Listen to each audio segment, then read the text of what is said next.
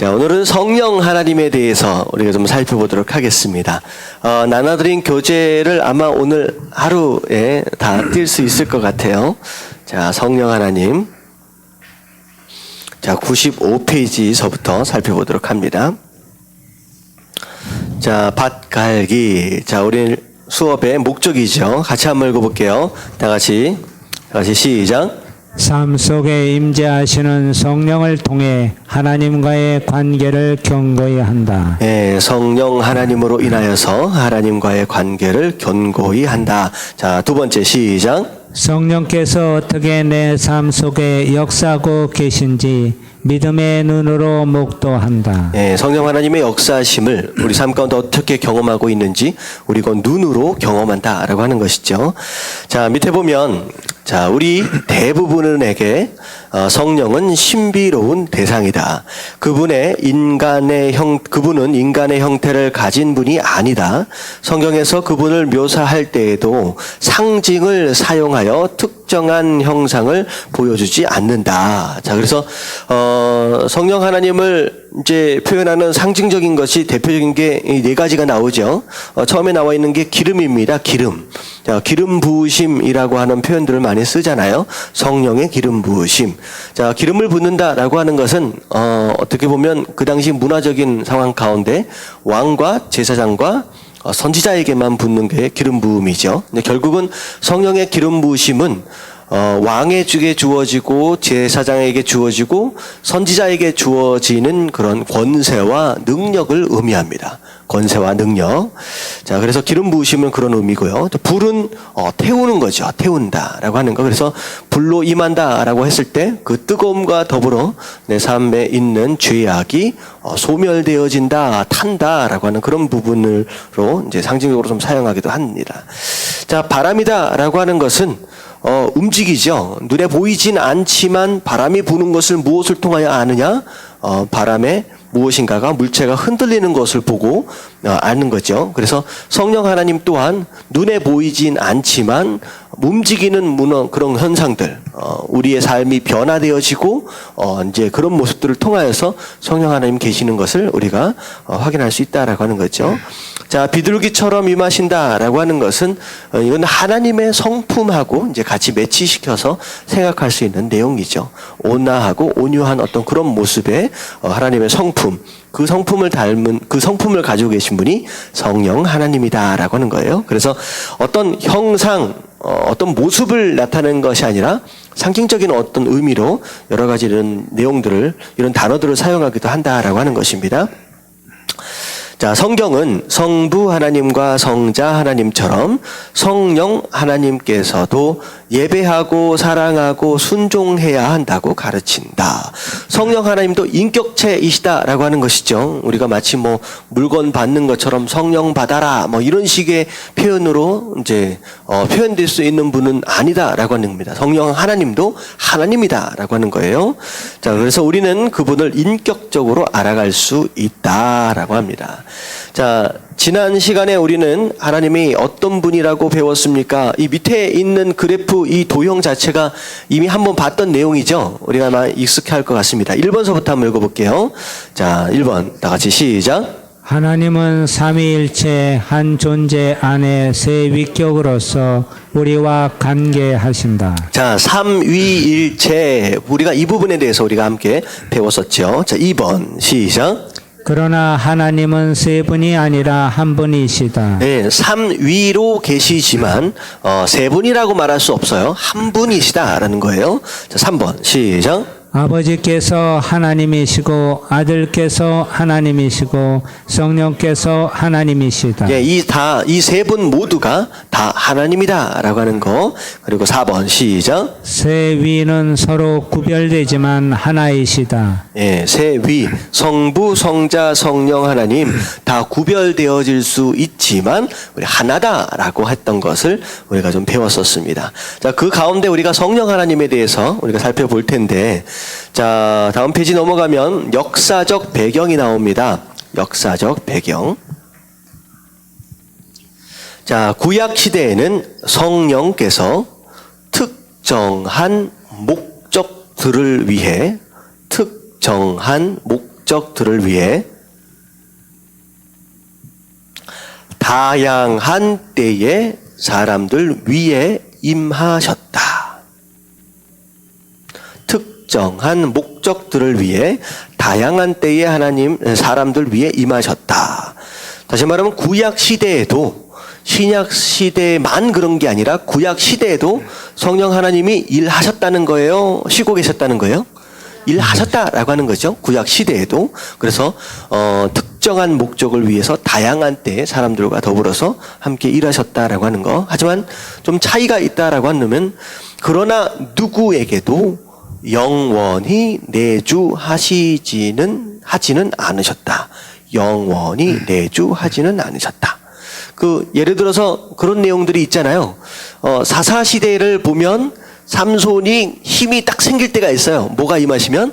성령이 임하시면 힘이 세져요. 다시 말하면 힘이 또 약해질 때는 곧 뭐라는 거예요? 성령이 떠나시면. 그러니까 구약 시대는 내주해서 계속 지속적으로 머물러 계시지 않고 필요를 따라 특정한 목적을 위해서 잠깐 임하셨다가 또 떠나시기도 했다라고 하는 것이죠. 그래서 대표적인 예가 사울 같은 경우에 성령이 임하니까 사울이 다른 선지자들과 더불어 뭘 했어요? 막 예언을 하는 장면이 나왔잖아요. 막 예언을 합니다. 사울 예언했었어요. 근데 사울에게 임했던 그 성령이 사울이 불순종하고 범죄하는 것으로 인하여 하나님의 영이 어떻게 해버렸어요? 떠나버렸어요.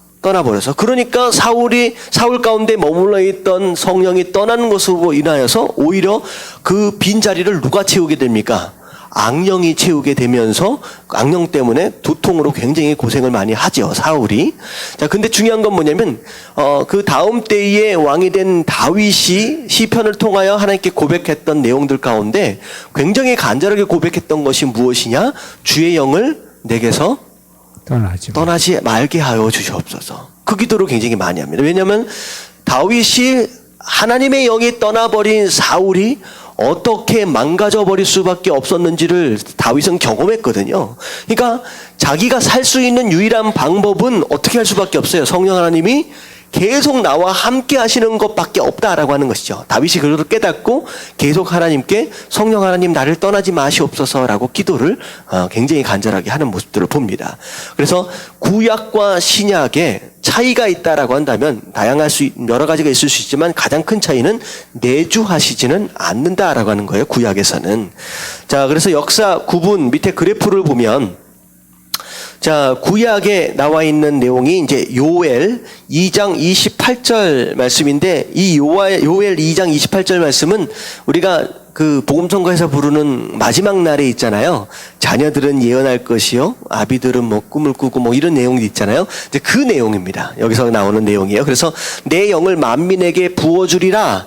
그리고 자녀가 장래일을 말하고 늙은이가 꿈을 꾸고 젊은이가 이상을 볼 것이다라고 하셨던 그 예언, 그게 장차 언제 이루어져요? 이제 예수님이 오시고 나서 이제 그 이후에 성령이 임하시는 그때를 요엘서에서 이미 예언하셨다라고 하는 것이죠. 자, 그래서 신약 시대로 넘어오면 요한복음 16장 7절 말씀은 어떤 내용이 나오느냐? 예수님께서 내가 떠날 것이다. 내가 있으면 어떻게 돼요? 하나님 보혜사 성령께서 오시지 못하니까 내가 가서 내가 보혜사 성령을 내가 너희들에게 보내줄 것이다 라고 예수님께서 보혜사 성령을 약속하시는 장면이 요한복음 16장 7절이 나오고, 자, 사도행전 1장 5절 그리고 2장에 보면 실제로 예수님께서 약속하셨던 대로 누가 임하세요? 마가의 다락방에 성령이 임하시는 장면이 나오죠. 그게 어떻게 보면 요엘서와 요한복음에 예수님께서 하셨던 그 약속과 예언이 성취되는 장면이 바로 사도행전 1장 5절과 2장에 나오는 내용입니다. 자, 그리고 나서 고린도전서 12장 13절에 보면 어떤 내용이 나오느냐? 유대인이나 헬라인이나 종이나 자유인이나 어떻게 한 성령으로 세례를 받게 된다라고 하는 그런 내용이 나와요. 그것이 이제 결국은 이제 마가의 다락방에 안에 임하셨던 그 성령 하나님께서 교회 누구든 상관이 없이 교회 안에 임하시는 그 성령 하나님으로 이제 익스텐션 된다 그러잖아요. 이렇게 점점 넓게 퍼져 나가는 그런 모습들을 지금 보게 됩니다. 자, 그래서 역사적인 배경은 어떻게 예언되어졌고 어떻게 약속되어졌고 어떻게 성취되었고 그리고 그 성취되어짐이 교회로 어떻게 전파되어져 가는지 널리 퍼져 나가는지에 대해서 우리가 역사적으로 좀 볼 수 있는 거죠. 자, 밑에를 보면 자, 오늘날 자, 그렇다라고 한다면 오늘날 성령 하나님이 어떤 역할을 감당하시느냐라고 하는 것에 대해서 좀 살펴볼게요. 자, 첫 번째, 성령께서 내게 중생을 주신다. 중생을 주신다. 성령 하나님의 첫 번째 역할이 내게 중생을 주신다. 자, 중생이 무슨 뜻이에요? 중생. 새로 나는. 네, 중자가 다시라는 뜻이고 생이 태어난다는 거예요. 그래서 다시 태어난다. 다시 말하면 우리가 자주 쓰는 표현이 거듭난다라는 표현이죠. 그래서 밑에 정의를 보면 거듭나게 하신다라고 적으시면 됩니다. 밑에 정의 옆에다가 거듭나게 하신다. 성령 하나님께서 하시는 가장 중요한 역할이 우리로 하여금 거듭나게 하신다. 중생하게 하신다. 다시 말하면 우리로 하여금 구원에 이르도록 하신다라는 뜻이죠. 자, 그래서 밑에 보면 자, 요한복음 3장 3절 말씀 같이 한번 읽어볼게요. 다 같이 시작. 예수께서 대답하여 이르시되 진실로 진실로 내게 이르노니 사람이 거듭나지 아니하면 하나님의 나라를 볼 수 없느니라. 자, 하나님의 나라를 보려면 반드시 뭐 해야 된다? 거듭나야 한다. 중생해야 한다라는 거예요. 결국은 구원받기 위해 가장 필요한 것이 중생하는 거, 거듭나야 하는 거. 그만큼 이것 자체가 중요하다라고 하는 것이죠. 자, 그래서 그 디도서 3장 5절 말씀까지 좀 더 볼게요. 시작. 우리를 구원하시되 우리가 행한 바 의로운 행위로 말미암지 아니하고 오직 그의 긍휼하심을 따라 중생의 씻음과 성령의 새롭게 하심으로 하셨나니. 예. 그 우리가 서신서들을 보면요. 사실 서신서가 헬라어를 우리나라어로 이렇게 번역을 한 거잖아요. 근데 문장 구조들이 헬라어 구조와 우리나라 언어의 구조와 굉장히 다릅니다.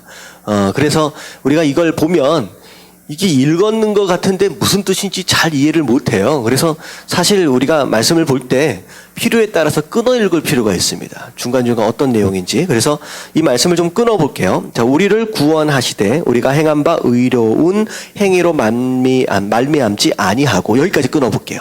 자, 슬래시 이렇게 해가지고 거기까지 한 문장. 그래서 거기까지 끊을 거예요. 자, 거기만 먼저 볼게요. 뒤에까지는 생각하지 말고. 자, 우리를 구원하시되. 자, 우리가 구원을 받는데 우리 스스로 구원을 받는 게 아니다라는 거예요. 누군가가 우리를 뭐 해주신다? 구원해 주신다라고 하는 거예요.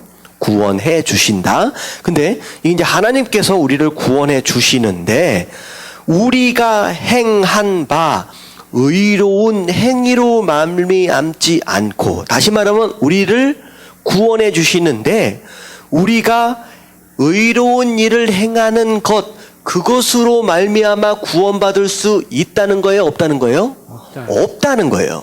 우리가 착한 일을 많이 해서 구원받는 것이 아니다라고 첫 번째 문장에선 그걸 얘기하고 있는 거예요. 네가 구원받았지 않느냐? 근데 네가 구원받은 그 구원은 너희가 착한 일을 많이 해서 구원받은 게 아니다. 그것 때문에 구원받은 것이 아니다라는 얘기예요. 그렇다라고 한다면 그 뒤에 나오는 내용은 뭐에 대한 내용이 나올까요? 의로운 행위로 구원받은 것이 아니다라고 한다면 진짜 구원받은 무엇인가가 나오겠죠. 어떻게 구원을 받았는가? 그에 대한 것이 나오겠죠. 그래서 뒤에 나오는 단어가 무엇이에요? 오직이라는 단어가 나옵니다. 다시 말하면 이 뒤에 나오는 그거 방법 외에 다른 방법이 있어요? 없어요? 없다는 거예요. 없다는 거예요. 다시 말하면 이 뒤에 나오는 얘기 외에 다른 곳에 무엇인가를 뭔가 했다고 해서 구원받을 수 있는 게 아니다. 다른 방법이 없다라고 말씀하시는 거예요. 그래서 그 뒤에를 보면, 자, 보세요. 그의 긍휼하심을 따라. 자, 이거 밑에 줄을 딱 쳐주세요. 이게 전제입니다. 전제. 자, 일단은 우리가 구원을 받으려면 뭐가 기초로 깔려 있어야 돼요? 하나님의 긍휼하심이에요. 하나님이 우리를 불쌍히 여기셨다라고 하는 것, 이것 자체가 구원을 받기 위한 기초다라는 거예요. 우리를 불쌍히 여기시지 않았다라고 한다면 이미 시작도 못하는 거죠. 하나님 불쌍히 여기심이 전제입니다. 가장 밑에 기초예요. 그 긍휼하심을 따라, 자, 두 번째가 뭐냐면 중생의 시슴과, 거기를 동그라미를 치세요. 중생의 시슴. 자, 중생, 거듭나도록 하기 위해서 우리가 뭘 해야 된다? 씻어야 된다. 자, 곧 무엇을 의미할까요? 이것은 곧 더럽혀진, 죄로 인하여 더럽혀진 우리의 몸을 씻어야 한다. 이것이 바로 곧 뭐냐면 죄 용서함입니다. 죄 사함, 죄 용서. 죄를 씻어주시는 그 작업이 있어야 된다는 거예요. 죄를 씻어주는 작업. 그리고 두 번째는 무엇이냐? 이제 세 번째가 넘어가죠.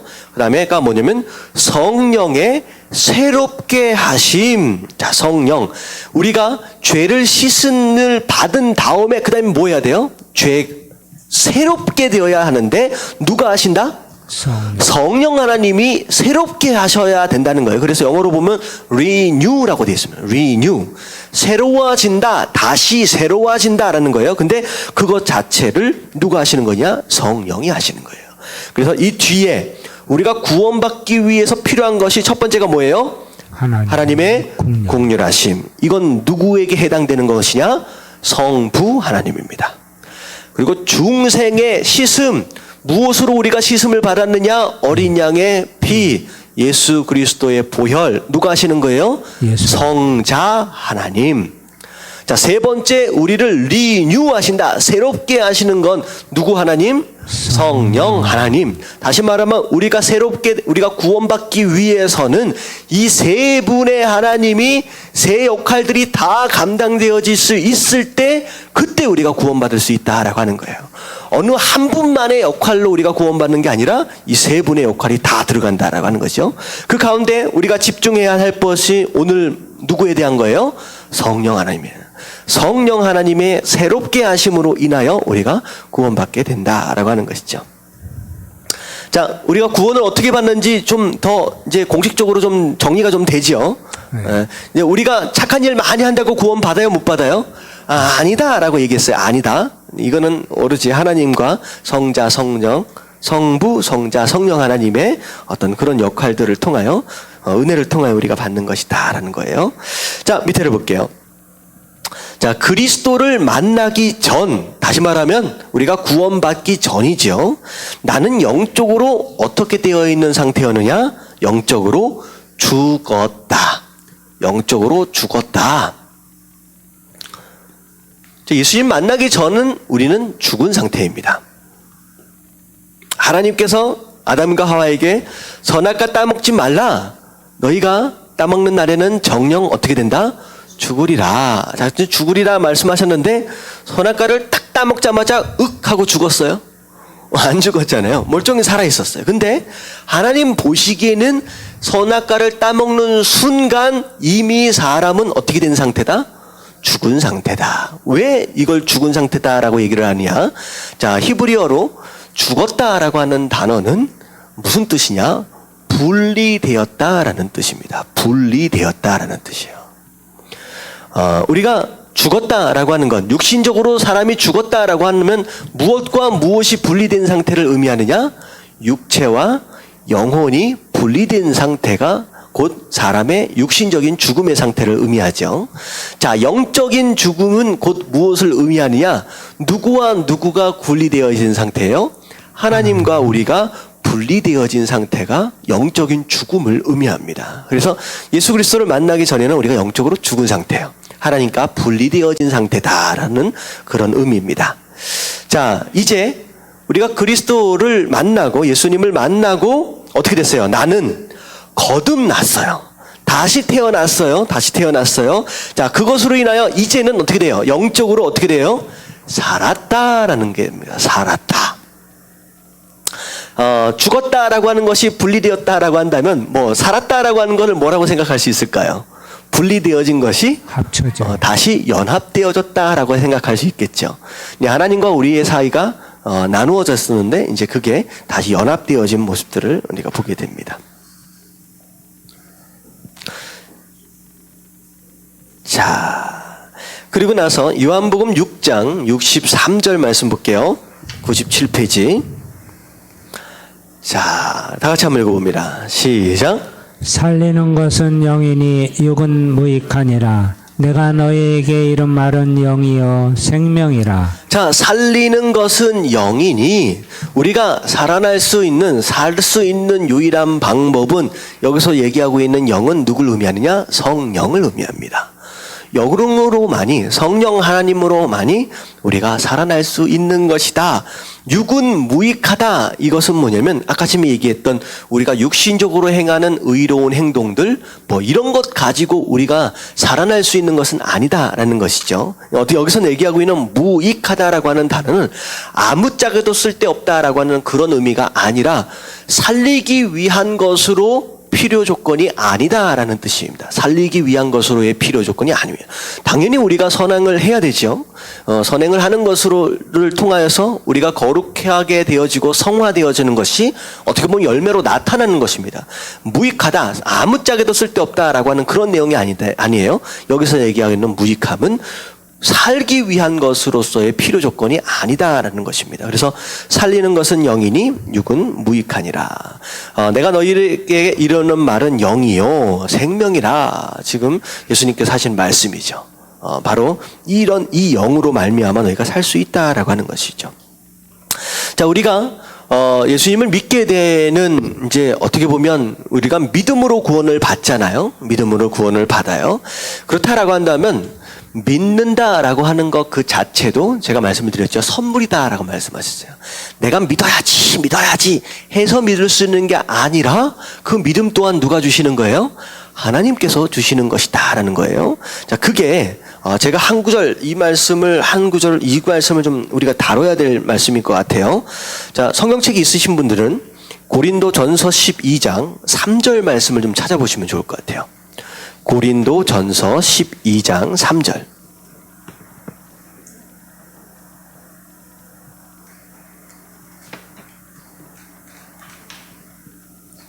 고린도전서 12장 3절. 이게 굉장히 중요한 말씀입니다. 중요한 말씀이에요. 됐어요? 자, 우리 오승 선생님 같이 한번 읽어볼게요. 다 같이 시작. 그러므로 내가 너에게 알리노니 하나님의 영으로 말하는 자는 누구든지 예수를 저주할 자라 하지 아니하고 또 성령으로 아니하고는 누구든지 예수를 주시라 할 수 없느니라. 자, 우리가 믿음으로 구원을 받는다라고 할 때에 뭘 믿음으로 구원을 받아요? 뭘 믿어서? 예수 그리스도가 나의 주님. 구원자이며 주님이다라고 하는 것을 믿음으로 우리가 구원을 받는 거예요. 그냥 무조건 그냥 믿음 이게 아니라 구체적으로 뭘 믿느냐라고 하는 게 중요한 거예요. 예수 그리스도가 나의 무엇이다? 누구다? 첫 번째가 구원자다. 두 번째가 주님이다라고 하는 이 두 가지를 믿는 그거, 입으로 시인하고 입으로 시인하고 마음으로 믿는 바로 그것으로 말미암아 우리가 구원을 받는다라고 하는 거예요. 근데 중요한 건 뭐냐면 이 말씀에서 하나님의 영, 성령이죠. 성령으로 말하는 자는 누구든지 예수를 저주할 자라라고 얘기할 수 없다라는 거예요. 다시 말하면 예수님이 십자가에 못 박히신 게 그냥 자기 죄 때문에 저주받아서 죽은 것이다 라고 얘기하는 사람은 성령으로 얘기하는 게 아니라 누구의 영으로 얘기하는 거예요? 악한 영, 성령이 아니다라고 말씀하시는 거예요. 그리고 나서 뭐라고 말씀해요? 또 성령으로 아니하고는 누구든지 예수를 주라고 할 수 있어요, 없어요? 없어요. 다시 말하면 내가 예수님을 구원자다, 주님이다 라고 인정하고 시인하는 사람은 반드시 누구의 도움이 있어야 된다?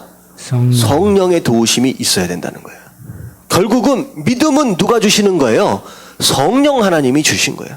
성령 하나님이 아니고서는 구원받을 수 있다 없다? 없다는 거예요. 성령 하나님이 우리로 하여금 예수님이 구원자시고 주님이다라고 하는 걸 깨닫게 하시고 그걸 믿음으로 고백하도록 하시는 분이 성령 하나님의 역할이라는 거예요. 결국은 구원도 성령 하나님으로부터 시작되어집니다. 그래서 기본적으로 성도가 되어지려면 내 안에 누가 계셔야 돼요? 성령이 계셔야 됩니다. 성령. 자, 그래서 오늘 성령 하나님에 대해서 배울 텐데 다음 주까지 배울 거예요. 전체적인 구조가 어떻게 되냐면 오늘은 성령 세례에 대해서 배울 겁니다. 다음 주에는 성령 충만에 대해서 배울 거예요. 자, 성령 세례와 성령 충만, 성령에 대한 것 같은데 뭐가 다르냐? 이게 사실은 굉장히 헷갈리게 아는 분들이 많다라는 거죠. 근데 성령 세례와 성령 충만은 굉장히 다른 의미입니다. 다른 의미예요. 이 두 가지를 나누어서 이제 오늘은 성령 세례에 대해서 좀 살펴보도록 하겠습니다. 먼저 결론서부터 말씀을 드릴게요. 자, 조금 전에 봤던 그 내용, 성령 하나님이 아니고서는 우리가 예수 그리스도를 주라고 시인할 수 없다라고 하는 거. 자, 예수 그리스도를 주라고 시인한 자들은 이미 성령이 그 안에 있다라고 하는 거잖아요. 그것 자체를, 그러니까 구원을 위해서 처음 성령이 내 안에 들어오시는 바로 그 첫 번째 단계를 뭐라고 얘기하느냐? 성령 세례라고 얘기합니다. 내가 예수님을 주라고 시인하기 위해서 그 믿음의 고백을 하기 위해 성령 하나님이 내 안에 처음 들어오시는 딱 그 순간을 성령 세례라고 얘기를 하는 거예요. 자, 그래서 밑에 조금씩 더 자세하게 좀 설명을 드릴게요. 자, 1번을 보면 그래서 위에 보면 성령께서 내게 세례를 주신다. 세례를 주신다. 성령 세례에 대한 내용이에요. 자, 1번 보면 성령 세례는 그리스도의 몸과 그리스도 안에 둔다. 자, 그리스도인을 그리스도의 몸과 그리스도 안에 둔다. 이 얘기는 뭐냐면 그리스도의 몸이 무엇일까요? 그리스도의 몸? 교회죠. 교회. 자, 그리스도 안. 다시 말하면 성령 세례는 두 가지를 하신다는 거예요. 성도로 하여금 이제 성도가 아직 아니었던 자들을 어떻게 해요? 교회 안에 두신다. 다시 말하면 뭐가 되는 거예요? 성령 세례를 통하여서 잘 이해를 못 하시는 것 같은데 성령 세례를 통하여 아직 믿지 않는 자가 교회 안으로 들어오도록 한다라고 하는 거예요. 다시 말하면 성령 세례를 통하여 이 사람이 뭐가 되는 거예요? 성도가 되는 거죠. 성령 세례를 통하여. 그래서 그리스도의 몸, 이건 교회잖아요. 교회 안으로 드리는 것, 그리고 그리스도 안에 두는 것, 이건 곧 무엇을 의미하냐? 우리가 예수 그리스도 안에 들어가는 것은 곧 무엇을 의미해요? 우리가 구원 받았다라고 하는 걸 의미하죠. 그래서 성령 세례는 곧 무엇을 의미하냐? 교회 안에 성도가 되어지는 것, 그리고 그리스도 안에서 구원을 받는 바로 그것이 바로 성령 세례다라는 거예요. 성령 세례 첫 번째 단계입니다. 자, 그래서 고린도전서 12장 13절에 나오는 내용, 우리가 유대인이나 헬라인이나 종이나 자유인이나 다 한 성령으로 세례를 받아 한 몸이 되었다. 이게 바로 한 몸이 곧 교회를 의미합니다. 그리고 또 다 한 성령을 마시게 하셨느니라. 자, 그리고 나서 이게 이제 교회의 몸 안에 두는 역할이에요. 성령 세례가. 자, 그리고 나서 그리스도 안에 둔다라고 하는 것은 우리가 그리스도 안에 에베소서 1장 3절에도 나와 있는 내용입니다. 이제 그런 내용이 신약에 거의 159절이나 나와 있다라고 하는 거예요. 자, 그래서 에베소서 1장 13절 말씀을 제가 그냥 읽어드릴게요. 그 안에서 너희도 진리의 말씀 곧 너희의 구원의 복음을 듣고 그 안에서 또한 믿어 약속의 성령으로 인치심을 받았으니 이거를 한번 다음 페이지 넘어가세요. 98페이지 중간 98페이지 중간에 이 말씀이 이미 적어져 있죠. 에베소서 1장 13절 찾으셨죠? 그 말씀이에요. 그 안에서 예수 그리스도 안에서예요. 예수 그리스도 안에서 너희도 진리의 말씀, 곧 너희의 구원의 복음을 듣고 그 안에서 또한 믿어 약속의 성령으로 인치심을 받았으니. 자, 이제 이 말씀을 조금 이따가 좀 더 풀어드리도록 하겠습니다. 여기서 풀면 조금 애매할 것 같아요. 그래서 그리스도 안에 두시는 것이 이제 성령 세례다.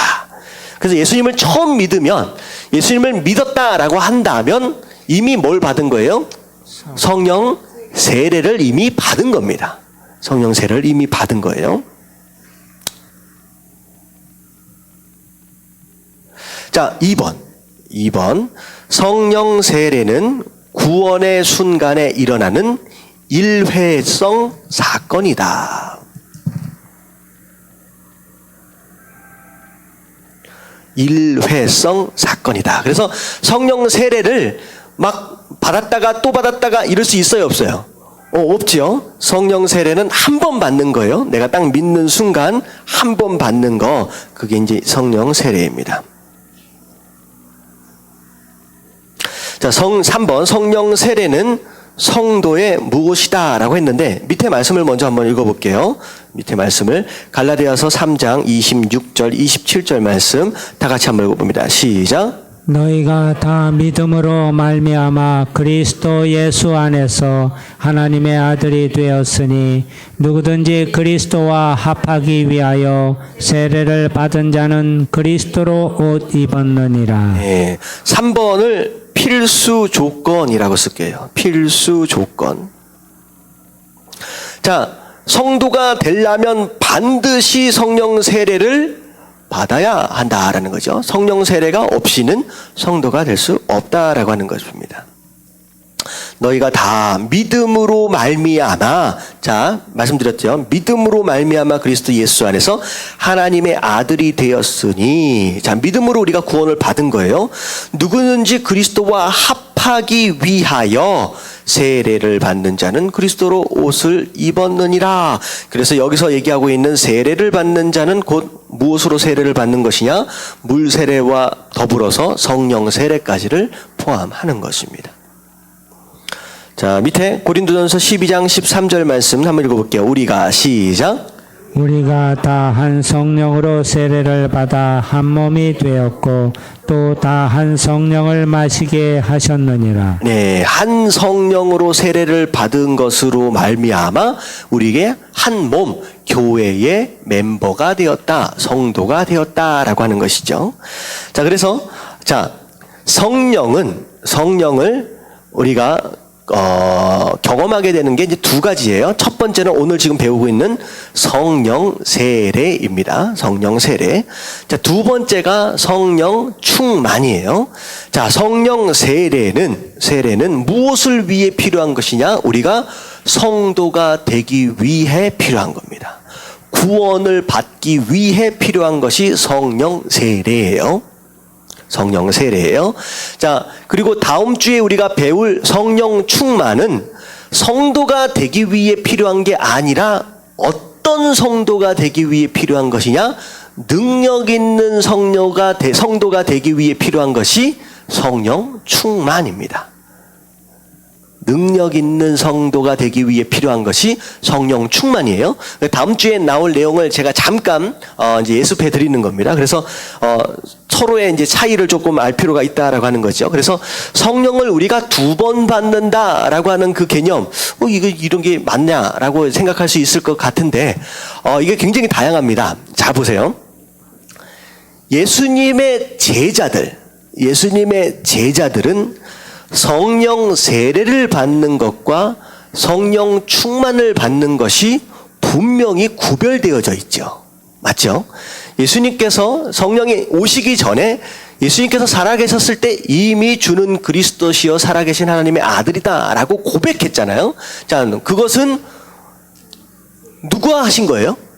성령 하나님께서 해주신 거예요. 그 안에 들어가서. 그러니 이미 그 고백을 했다라고 한다면 예수님의 제자들은 최소한 뭘 받은 거예요? 성령 세례를 받은 겁니다.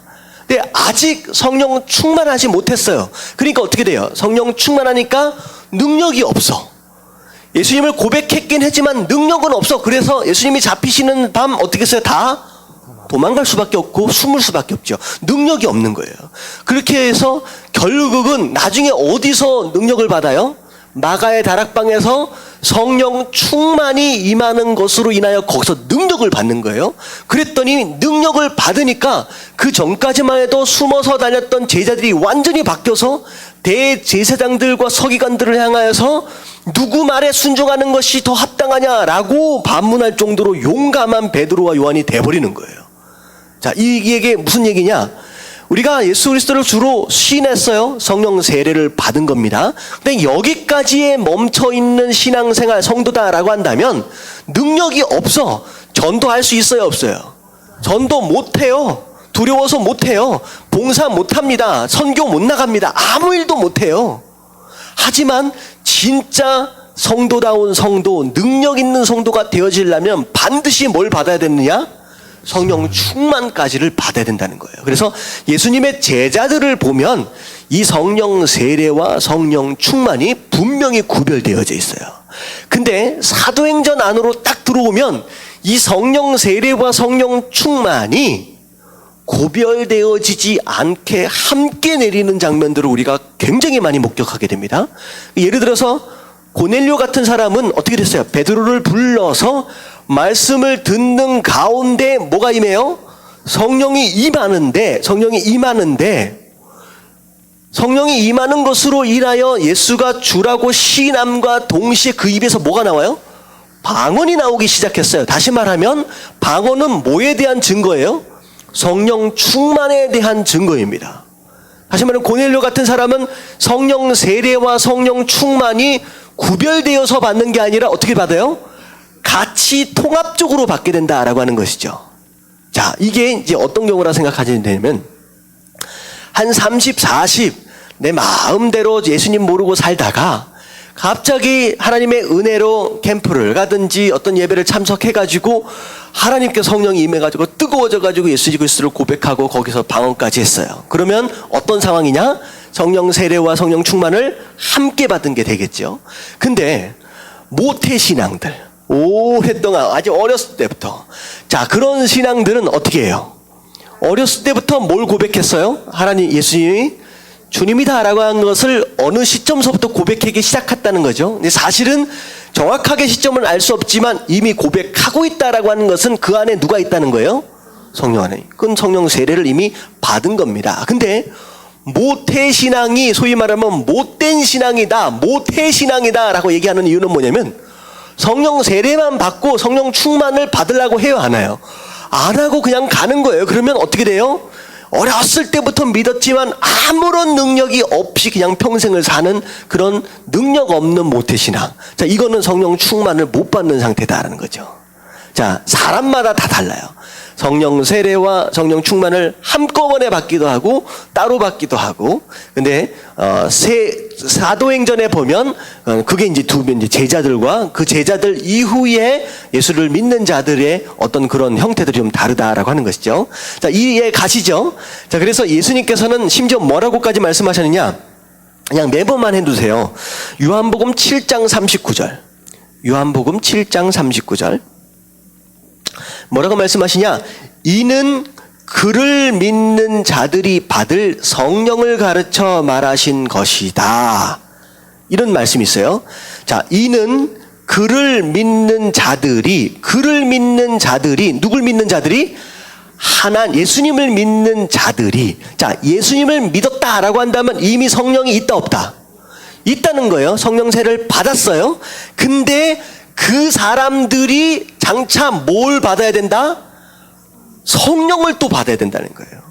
이 말씀을 보면 성령 세례 플러스 믿는 자들이 받아야 할 또 다른 성령이 있다라고 하는 거예요. 그래서 다시 말하면 이 땅에 존재하고 있는 사람들이 두 번 성령을 받습니다. 성령 세례와 성령 충만. 하지만 어떤 경우는 이게 합해서 받기도 하고 분리되어서 받을 수도 있다라는 거죠. 자, 그래서 요한복음 7장 39절에 나와 있는 내용은 예수님께서 누굴 향하여 하신 말씀이냐? 제자들을 향하여서 말씀이에요. 이미 믿어. 안에 성령이 계시는데 이들이 장차 능력으로 받아야 할 그 성령에 대하여 말씀하시는 것이다 라고 하는 그런 내용이죠. 자, 어렵나요? 이제 좀 이해가 가시죠? 자, 우리가 어떻게 성령을 받는다라고 하는 거. 자, 밑에 한번 읽어봅니다. 성령 세례는 다 같이 시작. 성령 세례는 모든 성도들이 받는 은사다. 성경 어디에서도 그리스도인들에게 성령 세례를 소망하거나 구하라고 하지 않는다.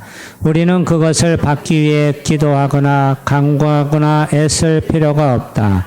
우리는 이미 성령 세례를 받았기 때문이다. 예, 무슨 얘기인지 알겠죠? 성도가 이미 된 자들에게 성령 세례 받아라고 얘기를 하지 않아요. 이미 성령 세례는 받은 것이기 때문에 성도들은. 근데 성도들에게는 성령 세례를 받아라고 얘기하지 않고 뭘 받아라고 얘기해요? 성령 충만을 받아라라고 얘기를 하게 되는 것이죠. 자, 넘어갑니다. 주의할 점. 자, 다 같이 한번 읽어봅니다. 시작. 성령 세례에 대한 오해는 대부분 성령 세례와 성령 충만을 구별하지 못하는 데서 온다. 성령 세례는 우리가 예수 그리스도와 관계를 맺을 수 있도록 하나님께서 주시는 것이다. 그리고 성령 충만은 우리가 매일 성령의 통치에 순복하는 경험이다. 다음 장에서는 성령 충만에 대해 자세히 다루게 될 것이다. 예, 그래서 우리 예담 교인들은 성령 세례와 성령 충만을 헷갈려서는 안 됩니다. 근데 가서 한번 물어보세요. 오래 믿은 사람들도 이 성령 세례와 성령 충만을 헷갈려하는 사람 굉장히 많습니다. 근데 이 부분에 대해서 좀 명확하게 할 필요가 있습니다. 자, 다음 볼게요. 성령께서 내게 보편적인 경험. 자, 성령께서 내게 보편적인 경험. 잠깐만요. 이게 밀렸군요. 자, 성령께서 내게 내주하신다라고 적으세요. 내주하신다.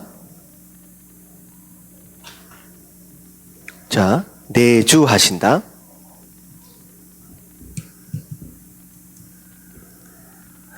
자, 그리고 그 밑에 성령께서 내게 인치신다. 자, 내주하신다라고 하는 것은 구약과 신약과의 큰 차이입니다. 자, 구약은 필요를 따라, 때를 따라, 상황을 따라 오셨다가 떠나시기도 하는 것이 성령의 역사였다라고 한다면, 신약에 들어와선 우리 시대는 어떻게 해요? 성령 하나님이 들어오셔서 떠나시지 아니하세요. 우리가 죄를 지을 때 우리의 죄로 말미암아 근심할지언정 하나님 떠나세요, 떠나시지 않으세요? 절대 떠나지 않는다라는 것이요. 성령이 떠나지 않는다라는 거예요. 그래서 자, 고린도전서 6장 19절 말씀 같이 한번 읽어봅니다. 다 같이 시작. 너희 몸은 너희가 하나님께로부터 받은 바 너희 가운데 계신 성령의 전인 줄을 알지 못하느냐. 예, 우리의 몸이 뭐라고요? 성령의 전. 하나님께서 계시는 전이라는 거예요. 교회다. 어떻게 보면 성전이다라고 말씀하시는 거예요. 그래서 우리가 예수 믿고 나서 이것저것 아무거나 다 할 수 있는 자유가 있지만 우리가 아무거나 다 하지 않는 이유는 무엇이냐? 내가 곧 누구의 성전이에요? 하나님의 성전이기 때문이다라고 하는 거예요. 그래서 우리의 몸을 마약이나 담배나 술이나 이런 잘못된 것으로 더럽혀서는 안 된다라고 하는 그런 이유 중에 하나가 무엇이냐?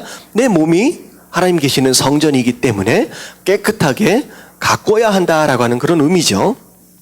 그래서 성령은 우리 삶 속에서 살기 위해 우리 안에 오셨다. 그래서 성령 하나님께서 우리 안에 내주하신다라는 거예요. 자, 두 번째는 성령께서 내게 인치신다. 자, 에베소서 1장 13절. 자, 다 같이 한번 읽겠습니다. 시작. 그 안에서 너희도 진리의 말씀 곧 너희의 구원의 복음을 듣고 그 안에서 또한 믿어 약속의 성령으로 인치심을 받았으니. 자, 이 에베소서 1장 13절 말씀도 우리가 어떻게 구원을 받게 되었느냐라고 하는 것에 대한 또 자세한 또 설명입니다. 자, 이 말씀도 좀 쪼개서 볼게요. 자, 그 안에서 너희도 진리의 말씀 곧 너희의 구원의 복음을 듣고. 거기까지 끊어주세요. 거기까지 끊어주세요. 자, 13절 자, 우리가 구원을 받으려면 첫 번째 누구 안에서? 예수님 안에서예요. 예수님 안에서. 자, 뭐가 필요해요? 너희도 진리의 말씀 곧 구원의 복음. 다시 말하면 말씀, 복음을 듣는 것, 그것으로부터 우리가 구원을 받을 수 있게 된다라는 거예요. 그래서 첫 번째 우리가 뭐가 필요해요? 말씀을 들음서부터 시작됩니다. 첫 번째 문장이 말씀을 듣는다라는 거예요. 말씀을 듣는다. 예수님 안에서. 그 다음에 두 번째가 무엇이냐? 그 안에서 또한 믿어 약속의 성령으로 인치심을 받았으니. 자, 두 번째가 뭐예요? 예수님께서 약속하셨던 그 성령으로 인치셨다. 자, 인이 뭐냐? 그 뭐라고 생각하시면 되냐면, 그 옛날에 편지 같은 걸 보낼 때 그 엔벨롭 있잖아요. 봉투를 누구든지 아무나 열 수 없도록 하기 위해서 무슨 촌농 같은 거 떨어뜨려 가지고 도장을 딱 찍잖아요. 딱 찍으면 어떻게 돼요? 이 도장을 찍는 순간 이 편지가 누가 보낸 편지다라고 하는 것을 알 수 있을 뿐만 아니라 이 편지를 아무나 열어볼 수 없다라고 하는 것을 표현하는 거거든요. 그게 인치는 겁니다. 그래서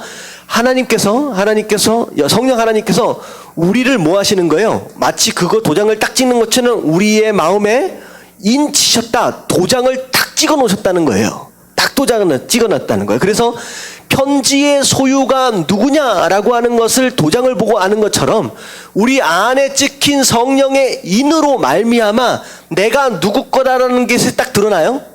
내가 하나님 것이다라고 하는 것이 딱 드러나는 거예요. 그래서 인치셨다라고 하는 것은 그 옛날에 우리 어렸을 때 이렇게 뭐 먹을 때 자꾸 친구가 옆에서 뺏어 먹으려고 그러면 어떻게 해요? 하드 딱 사가지고 다 발라버리잖아요. 못 뺏어 먹게. 이제 그래도 뺏어 먹는 애들이 있어요. 근데 마치 그게 뭐냐면 이거 내 거라고 하나님께서 소유권을 도장을 딱 찍어버리시는 거예요.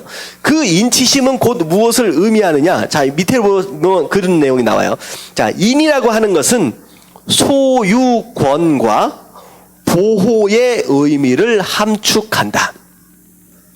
소유권과 보호의 의미를 함축한다. 그래서 성령 하나님이 딱 도장을 딱 찍어 버리시는 것으로 인하여서 이건 내 거다라고 하는과 동시에 보호는 무슨 뜻이에요?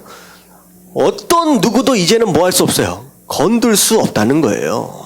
아무도 건들 수 없다는 건 누가 내 걸 건드려. 자, 이런 상태입니다. 자, 그래서 여러분들 지금 성령 세례에 대해서 얘기하고 있으니까 이미 여러분들 안에 뭐가 있어요? 성령의 인치심이 있다라고 하는 거. 그래서 여러분들은 곧 누구 거다? 하나님 것이고 하나님 것이기 때문에 아무도 건들 수 없다는 거예요. 그 누구도 옆에 계신 분들에게 한번 인사해 주세요. 아무도 당신을 건드릴 수 없답니다. 이건 누가 건드려? 하나님이 도장 딱 찍어놓았다라고 하는 것이죠. 그게 이제 성령께서 인치신다라고 하는 그런 내용입니다. 자, 그리고 이제 밑에 내려가서 세 번째 보면 성령은 하나님 약속의 보증이다. 성령은 하나님 약속의 보증이다. 영어로 보면 guarantee입니다. guarantee. 확실하다라고 하는 거예요. 확실하다라는 거죠. 자, 에베소서 1장 14절 같이 한번 읽어봅니다. 시작. 이는 우리 기업의 보증이 되사 그 얻으신 것을 속량하시고 그의 영광을 찬송하게 하려 하심이라. 예, 성령 하나님은 우리 기업의 보증이 되셨다. 자, 이게 말씀을 좀 어려워서 일단 좀 지나가면서 전체적으로 제가 설명을 할게요. 두 번째 고린도후서 5장 5절 다 같이 시작. 곧 이것을 우리에게 이루게 하시고 보증으로 성령을 우리에게 주신 이는 하나님이시니라. 자, 곧 이것을 우리에게 이루게 하시고, 다시 말하면 하나님의 약속이 있었고 그 약속이 성취되어지는 것이 있었어요. 근데 이 성취되어지는 것이 무엇을 통하여 확실해졌어요? 성령을 통하여 확실해졌다라는 그런 의미입니다. 자, 밑에 디모데후서 2장 13절 다 같이 시작. 우리는 미쁨이 없을지라도 주는 항상 미쁘시니 자기를 부인하실 수 없으시리라. 자, 우리는 미쁘다. 이게 이쁘다는 것을 잘못 쓴 게 아닙니다. 이쁘다를 미쁘다로 잘못 쓴 게 아니에요. 자, 이것은 영어로 보면 faithful이에요. 이건 뭐냐면 신실하다는 뜻입니다. 성경 안에서 미쁘다라고 이가 아니라 미라고 나와 있는 것을 이제 신실하다라고 생각하시면 되겠습니다. 그래서 우리는 신실하지 못해요. 약속을 하고 난 뒤에 그 약속을 완벽하게 지킬 수 있는 능력이 없어요.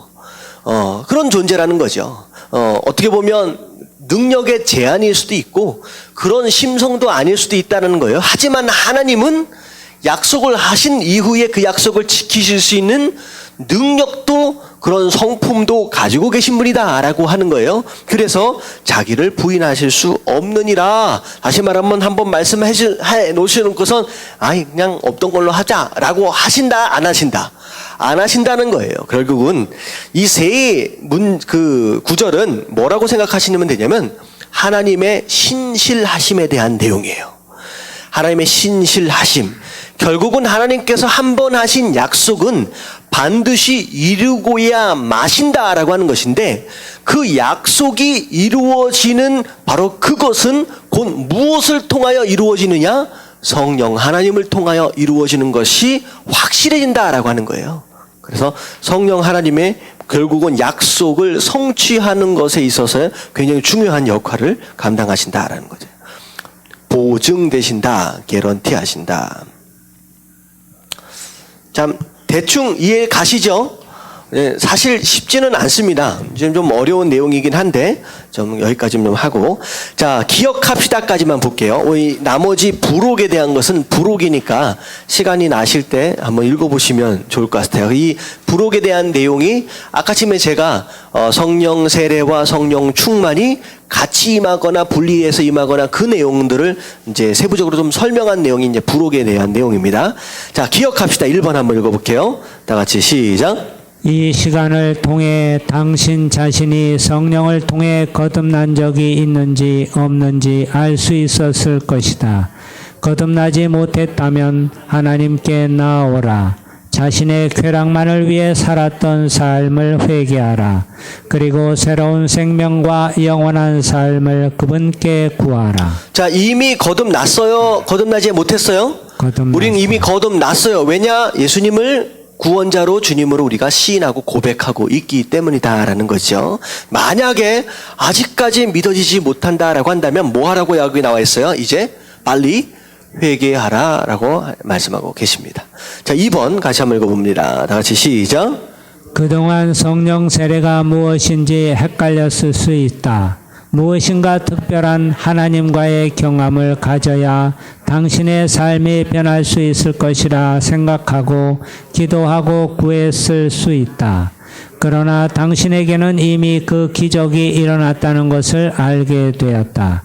당신을 그리스도 안에 살게 하셔서 하나님의 가족으로 받아주신 것을 감사하라. 자, 여기까지요. 자, 우리가 성령 세례, 성령하면 어떤 느낌이 드냐면 무슨 어떤 큰 지파에서 막 하나님이 만져주시고 막 갑자기 막 사람이 쓰러지고 막 그런 것들 있잖아요. 혹시 내가 그런 것들을 좀 경험을 해보면 막 진동도 오고 막 뜨거워지기도 하고 막 이런 느낌이 오면 야, 그 정도는 돼야 내가 성령을 체험한 게 아니냐라고 기대했을 수도 있다는 거예요. 근데 여기 지금 얘기하는 건 뭐냐면 그것이 아니다라고 할지라도 우리가 하나님께 예수 그리스도에 대해서 고백할 수 있다라고 한다면 이미 우리는 성령을 체험한 거예요? 아닌 거예요? 이미 한 거다라고 하는 거예요. 어떻게 보면 그것으로 말미암아 우리가 하나님의 한 가족이 되었다, 교회의 멤버, 성도가 되었다라고 하는 것은 굉장히 중요한 것이다라고 하는 것이죠. 좀 더 읽어볼게요. 하나님의 역사는 시작. 하나님의 역사는 너무나도 강력하고 완전하여 이 사실은 결코 변하지 않는다는 것을 하나님께 감사하라. 당신은 그리스도 안에 있기 때문에 이제 하나님께서 예수님의 의로 쌓여 있는 당신만을 보시게 된 것을 감사하라. 당신은 하나님 앞에서 순결하고 흠이 없고 거룩하다. 자, 이미 당신은 하나님 앞에서 순결하고 흠이 없고 거룩하다. 아직 이런 모습까지는 가지 못했지만 어떻게 보면 성령의 뭐였죠? 세례로 인하여서 성도가 되어졌다라고 하는 것은 칭의라고 우리가 이제 말씀을 드렸죠. 칭의, 의롭다 하나님이 여겨주신다라는 거예요. 여겨주신다. 자, 이게 이제 성도의 모습입니다. 자, 3번 다 같이 시작. 하나님의 약속이 신실하고 당신과 영원히 함께 하신다는 맹세가 깨지지 않는다는 사실을 놓고 하나님께 감사하라. 하나님이 당신에게 인을 쳐 주셨기 때문에 이제 구원을 빼앗길 염려가 없음을 성령께 감사하라.